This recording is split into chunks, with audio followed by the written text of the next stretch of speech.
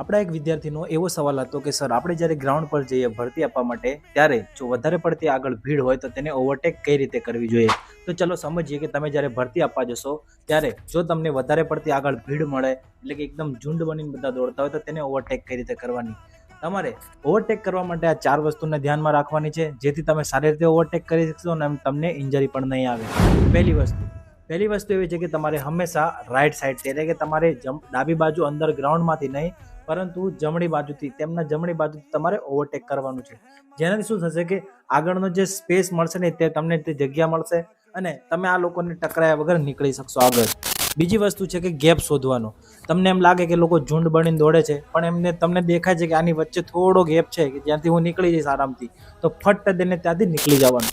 ત્રીજી વસ્તુ છે કે સડન સ્પીડ એટલે કે તમારે તમારી સ્પીડ જે મેન્ટેન કરીને દોડતા હોય એમાં થોડો વધારો કરવાનો છે. જેનાથી શું થશે કે તમે આગળવાળાની જે પેસ હોય તેને તોડીને પણ થોડું આગળ નીકળી શકશો.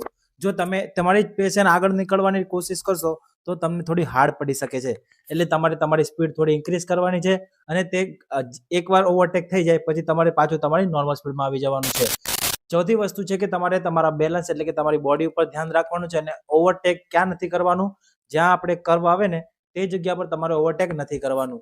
ઘણા લોકો ત્યાં કરતા હોય છે પણ જો તમે ત્યાં કરશો તો વધારે પડતું તમારે ડિસ્ટન્સ કવર કરવું પડશે અને તમને જ વધારે ત્યાં પ્રોબ્લેમ થશે. એટલે તમારે ધ્યાન રાખવાનું છે કે જ્યારે એકદમ સ્ટ્રેટ લાઈન આવે ત્યારે જ તમારે ઓવરટેક કરવું જોઈએ અને જે વળાંકવાળો એરિયા હોય ત્યાં તમારે ઓવરટેક નથી કરવાનું. આપણે આ ક્વેશ્ચન સિરીઝનો આજે હતો ડે 1. કાલે આપણે બીજા એક સવાલ ઉપર જોઈશું અને તમને કોઈ પણ જાતનો ડાઉટ હોય તો કોમેન્ટ કરો જેનાથી હું નેક્સ્ટ વિડીયો તે સવાલ ઉપર બનાવી શકું. અને આ ઇન્સ્ટાગ્રામની ભીડ ભરેલી દુનિયામાં હું ક્યાંક ખોઈને જાઉં તેના માટે મને ફોલો કરવાનું ન ભૂલતા. જય હિન્દ, જય ભારત.